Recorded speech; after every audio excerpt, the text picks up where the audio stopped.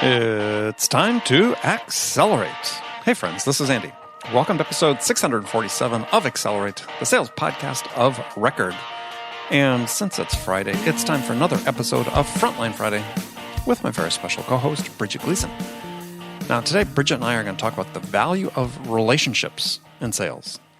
Now there is all type of nonsense being spouted out online on podcasts and social media by so-called sales experts who claim that relationships just don't matter in sales.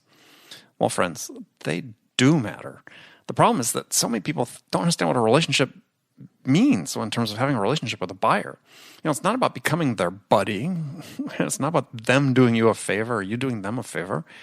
No, a relationship in sales, it's a functional relationship. It's a relationship that, is by necessity happens when two people have to work together, or two or more people have to work together to achieve a goal. That's a relationship. It's a functional relationship that leads, hopefully, to the creation of trust. Because without trust, purchases don't happen. So join us, Bridget and I, because we're going to dig into this today. If you'd like to see the show notes for this episode, go to andypaul.com/647.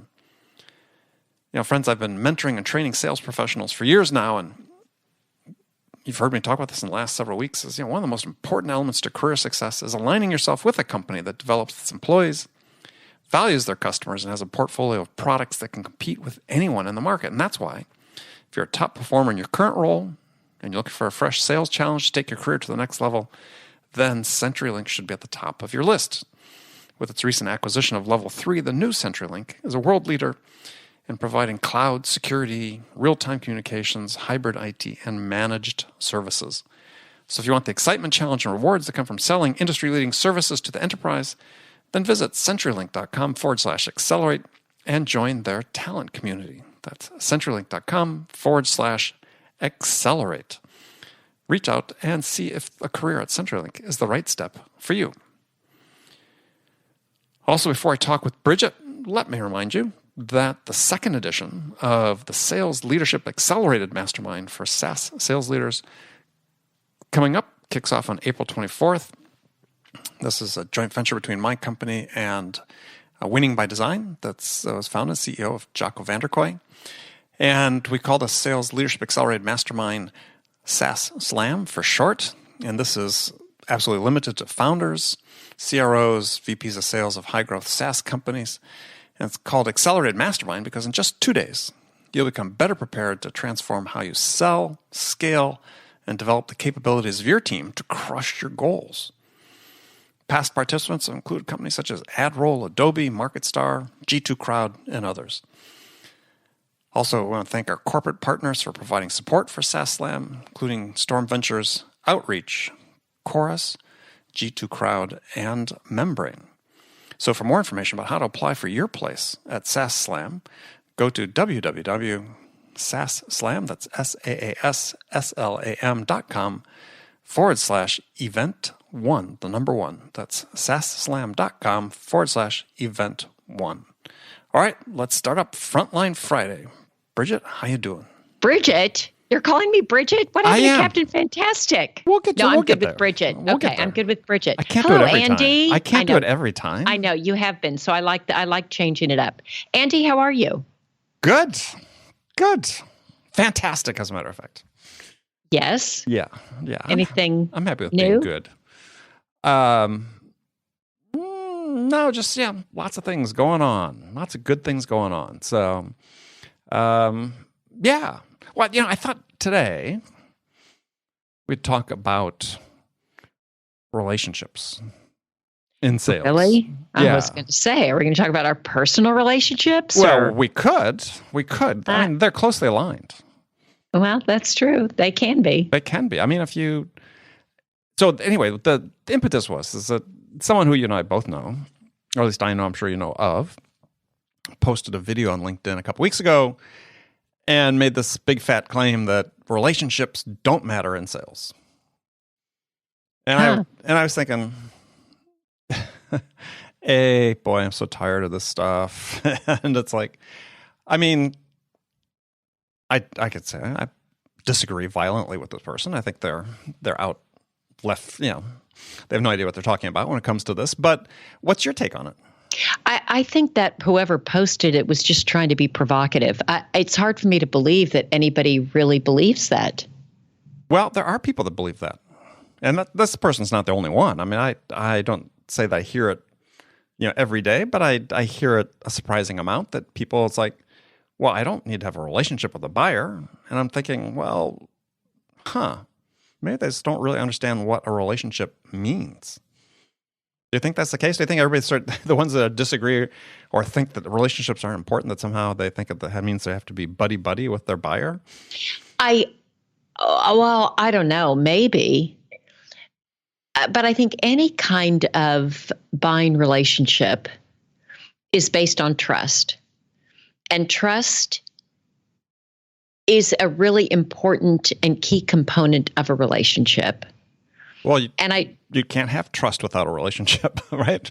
Who am I trusting, or what am I trusting if not the person? Right. And you can't have a good relationship without trust. Yeah. So it's, even when I'm buying, let's say I'm buying online and I'm not interacting, there still needs to be that element of trust. And also, in a way, even I have a relationship, I have a feeling, I need to have that trust, even if it's with a brand or with people that I talk to on chat. There's so much, that element of trust, and whatever that rapport can be developed. Mm-hmm. Really important. If somebody gets back to me, like I had ordered, I think I mentioned to you, well, I know I mentioned to you before the show started that I just bought a little place in Boston. And so I'm doing some things, painters and getting stuff ready to, for the place. Yeah. And I'd ordered something online and there was an issue with it. And I sent an email. It was early in the morning. When I say early, I mean early, like 5 a.m. Before your run. And somebody got back to me right away, earlier than I'd expected. And it wasn't an automated one. You could tell by the response. And just the tenor and the tone of the reply there was a relationship. I felt good about it. It was pleasant. It was helpful. It made a difference to me. And so I think it is important. Had I just gotten the bots going back and forth, I don't know, I wouldn't feel the same way. I wouldn't feel strongly about the brand. I may or may not have completed the purchase. I don't know. So, well, I think with something that's sort of highly transactional that takes place in one call, I mean, okay, yeah, I mean, there's still an element to trust that has to exist. So there's a relationship. Exactly. There is a relationship. And I'm saying even with the most basic transactional, I still think it's important. Let alone business to business. So there's two definitions of relationship that, if you just go online and search and Google relationships that come up. I mean, there's actually a third, but that's, talking about more conventional relationships. But one is, relationship is defined as something that is the way in which two or more concepts, objects, or people are connected, or the state of being connected. So if you're selling something to somebody, you are connected. You're not necessarily friends, but you are connected for this. So it is a relationship. And whether that relationship develops to a point where they will develop the trust and be inspired by you in order to buy something from you takes more work. But I mean, at the first part, there's a relationship. Or another definition is, relationship is the way in which two or more people regard or behave toward each other. Which again is what happens in sales. And so these people thinking that, oh my God, it's just not important. Yeah, as you said, maybe they're just trying to be deliberately provocative, or they just don't get it. And I think that's I'm concerned that people just don't get it. Yeah, I don't know how in a sale that isn't transactional.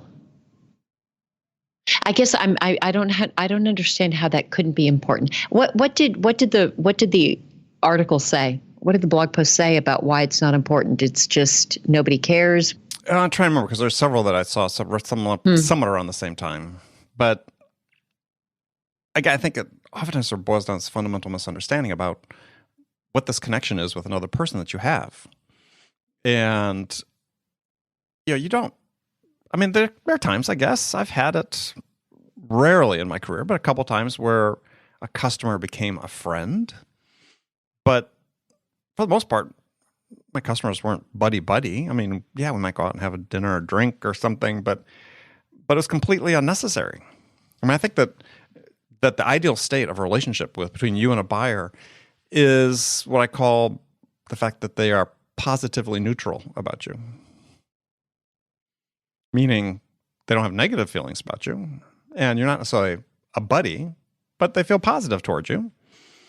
And that creates the conditions in which you can develop trust and some form of engagement that leads, hopefully, to them being inspired by you to do business with you. Yeah, I think trust is such the cornerstone of it.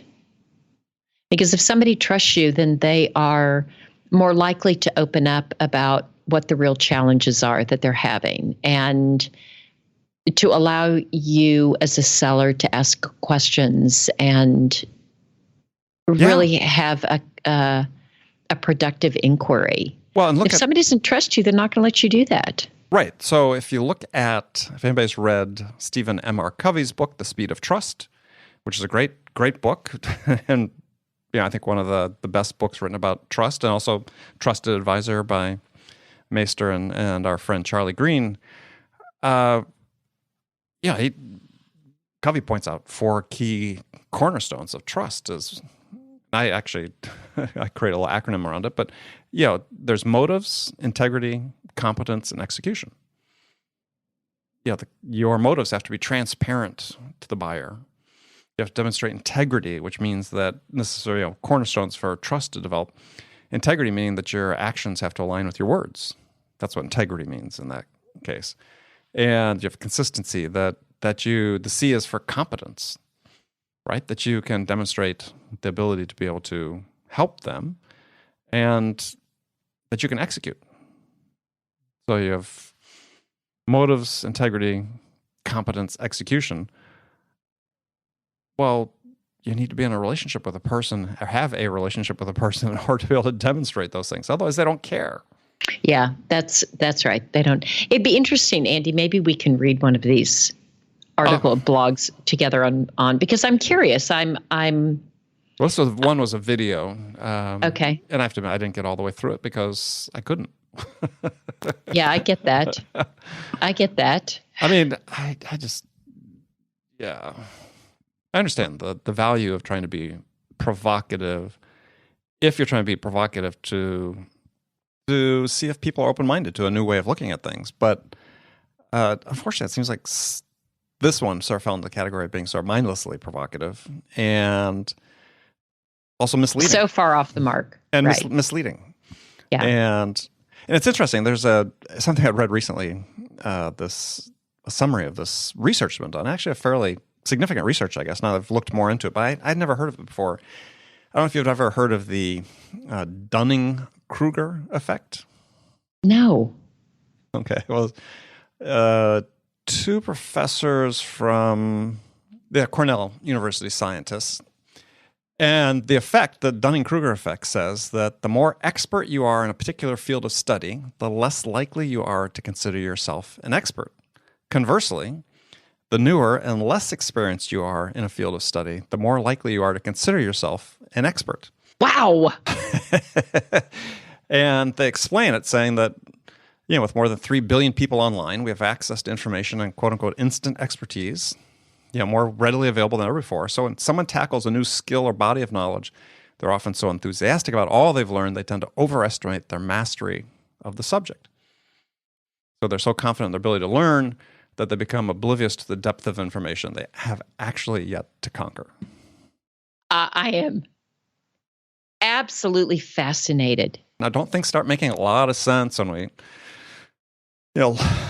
any of us are online. It could be about any subject matter. It doesn't have to be sales. And there's people claiming this instant expertise and these easy solutions and life hacks and sales hacks and so on. And they're as this person says in this report, they're oblivious to the depth of information they have yet to actually conquer. I just think that's brilliant.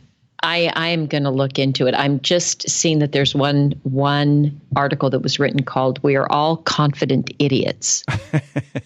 That's a great title. It is, isn't it? Well, and so one of the lines from this one article was saying that another element of this cognitive bias is that so-called experts' eagerness to overclaim, in air quotes, overclaim, stretching the truth with claims about their knowledge that don't hold up under scrutiny. And this idea about relationships not mattering in sales is a perfect example of that. Dunning-Kruger effect. Yeah. Gosh, that's great. I am definitely going to look into that and read more. I think it's fascinating. Well, and I think that there's, I feel the truth of that. I mean, so, hey, I've been in sales as long as you've been in sales. Long. You're saying long. I've actually been in sales. I've actually been in sales longer, right? And yet here I am, having done 650 episodes of this podcast, and part of what drives me to do it is the fact that I have this painful acknowledgement of the fact that there's so much more I need to learn about sales after 4 decades of doing it. I feel the same way. And studying it and talking to, over the last 2 years, 650 of the world's smartest people in sales, read virtually 150, 200 books over the last 2 years on sales and marketing. And yet all it's done is made me aware of the fact that there's so little I know. Yeah, and that's how I feel with a lot of things. I don't know what my issue is. I'm sure that somebody has diagnosed it somewhere of what mine is, but I don't typically feel like an expert. I'm always feeling that there should be, more for me to learn. Yeah. So here we are. We are exemplifications of the Dunning-Kruger effect. And yeah, I just found it, I was fascinated when I read it too, because it's like, oh, now I get it, everything that's going on. But, you just got to be careful. And we're going to, in a future episode, we're going to talk about this some more. There's so much content out there, so many promises and claims made by quote unquote experts that can't stand up under scrutiny. This idea about relationships being unimportant is certainly one of those. And certainly, I'm sure most people listening to this have experienced that themselves, is the importance of relationships. I think the people who sometimes claim they're not important are the people that have more difficulty at the task of, connecting and doing that preliminary connecting and engaging with someone. Right. And it's true. It's not, I don't think it's something you're necessarily born with, though. Again, in a future episode, we're going to talk about whether or not perhaps that is something you're born with. But yeah, I think it's something, it's a skill you can develop and an aptitude you can develop. Because I'm introverted and I've gotten pretty adept at quickly connecting and engaging with people. So it can be learned and practiced and become a habit, but it's a fundamental skill in life. I mean, if you say it's not important in business, then you're making the same statement, I believe, that it's not important in your personal life. And of course, relationships are important. Right. Well, I think it's very, very interesting, very provocative, but like you said, maybe this person is suffering from the Dunning-Kruger effect. Whatever they call it. I love it. The Dunning-Kruger effect, yes. Yeah, I'm going to use that. I'm going to try to use it 3 times today. I think I can just, I was going to say just walk around the office, but that wouldn't be fair to my colleagues. But I love it. I think it's just fascinating. Right. Now, just be careful, though. If you say it too often, then you're going to be suffering from the Dunning-Kruger effect by feeling like an expert. By feeling like an expert on it, even though you've just heard about it. So you have to be careful. I do have to be careful. See, people could be saying that about me.